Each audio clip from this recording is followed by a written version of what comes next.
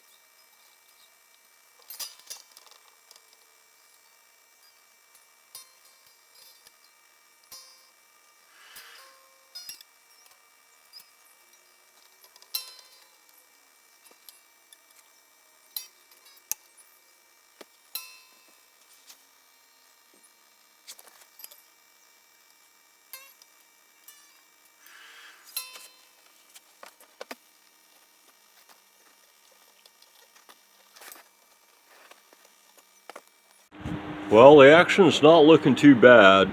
I'm at like about 1.6 on the base side, 1.4 on the treble, so, and everything's all the way down on this end, so,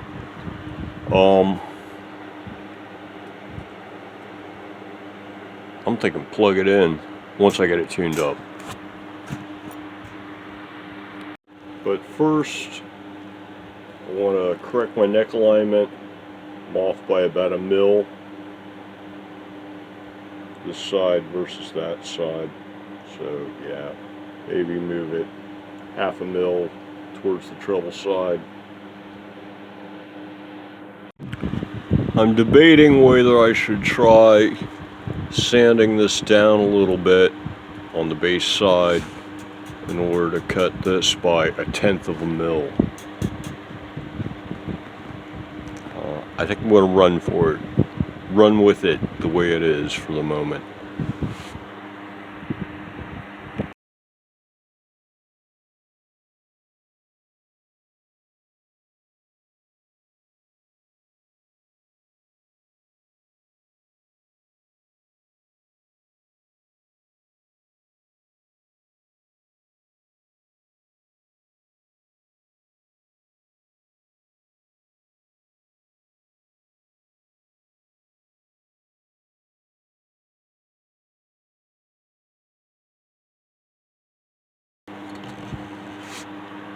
Maybe now it's a little bit too far this way.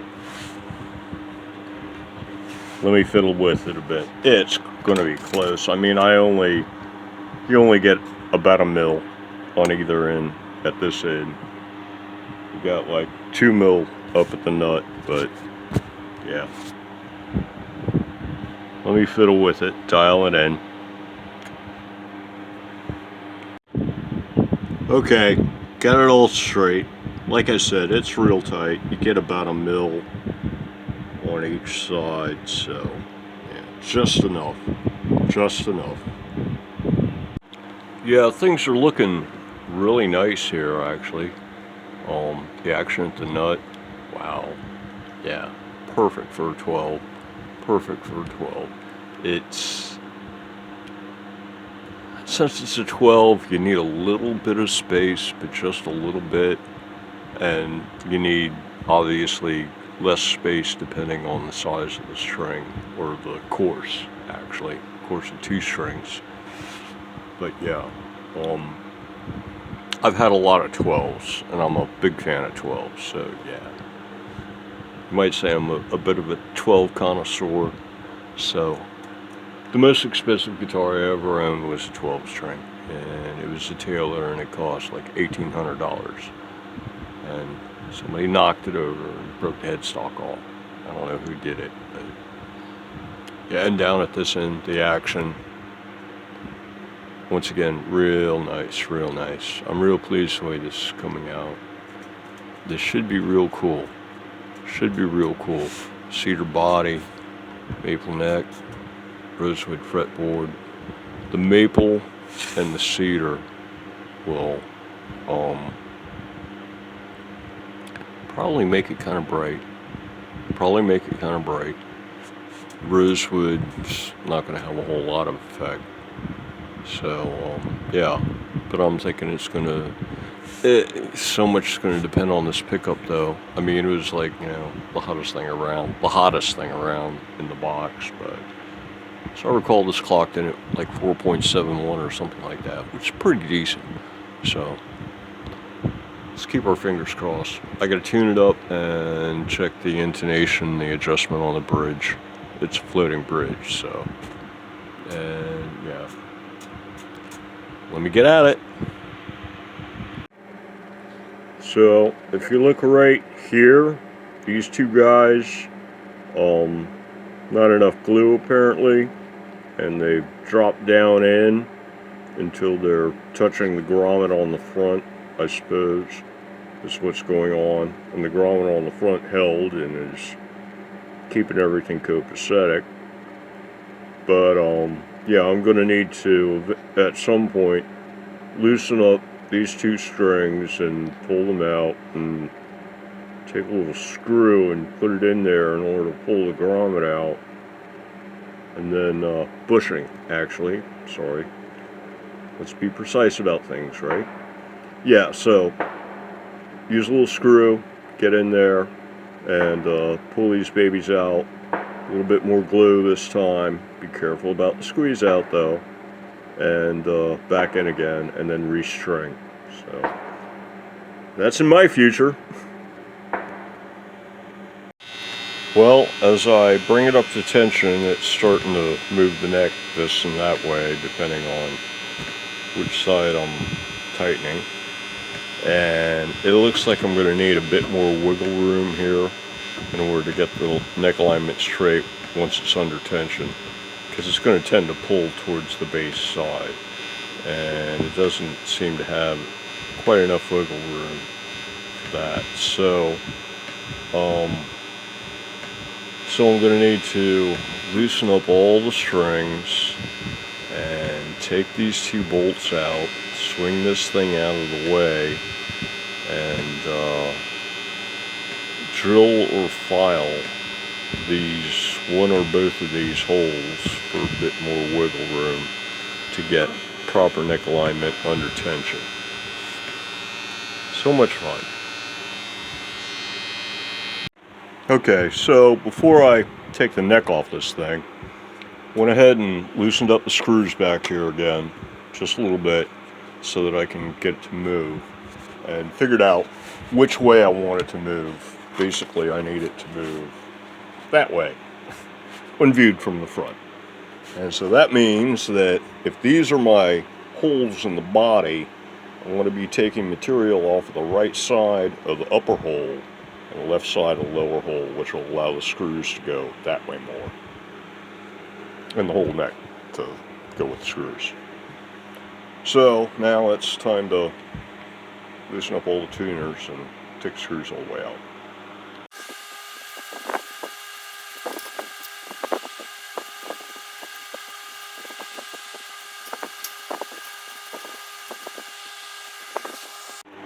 I was also thinking I might need to file these slots a little bit, because they're awfully shallow after having been gold plated, so they might need to be a little bit deeper. You might have noticed that like these guys here in the center were slipping a little bit, and I think it's mostly due to the shallow grooves in the saddle. So the other alternative is I can always put some vertical trees in here if needed.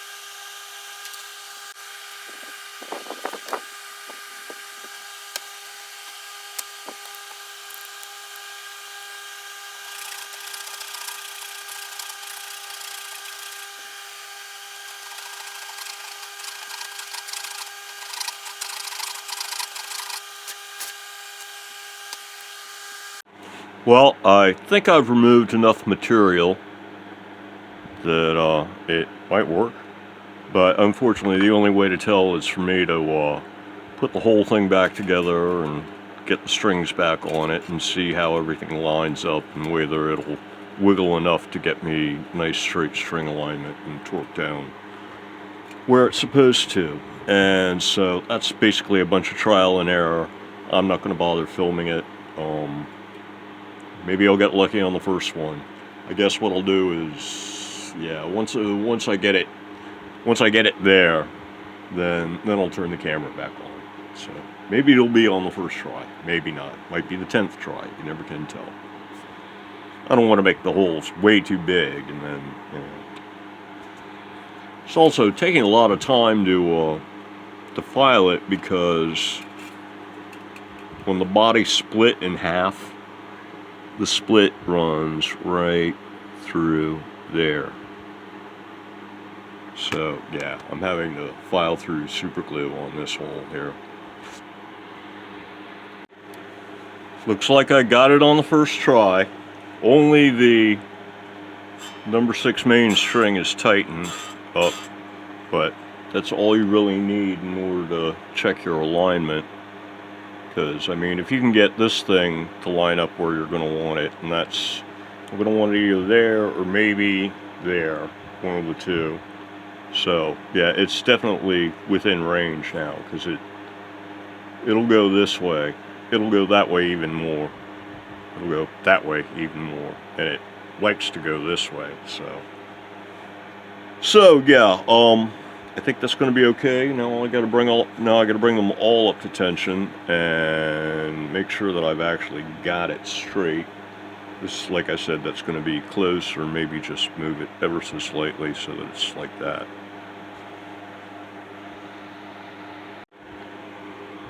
And as you can see, I accidentally busted off the depth pick guard in the process of putting the neck back on, so I'll have to re-glue this. Actually, I guess I'll be doing that before I tighten up the strings, huh?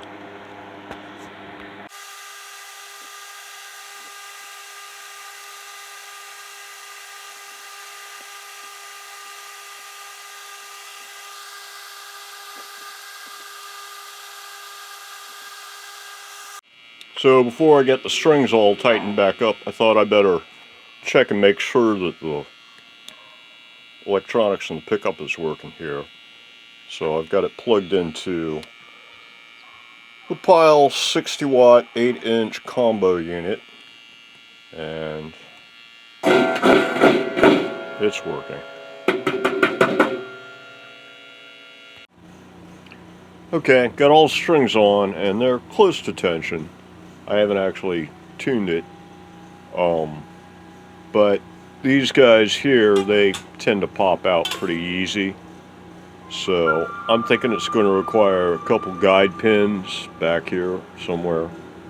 So I guess that's going to be next, and at that point it should be ready to go for like final tuning and playing and stuff like that. So yeah, a few vertical string trees seem to be called for. I was considering filing these, but I'd prefer to keep them untouched and get the straight string pull through this way.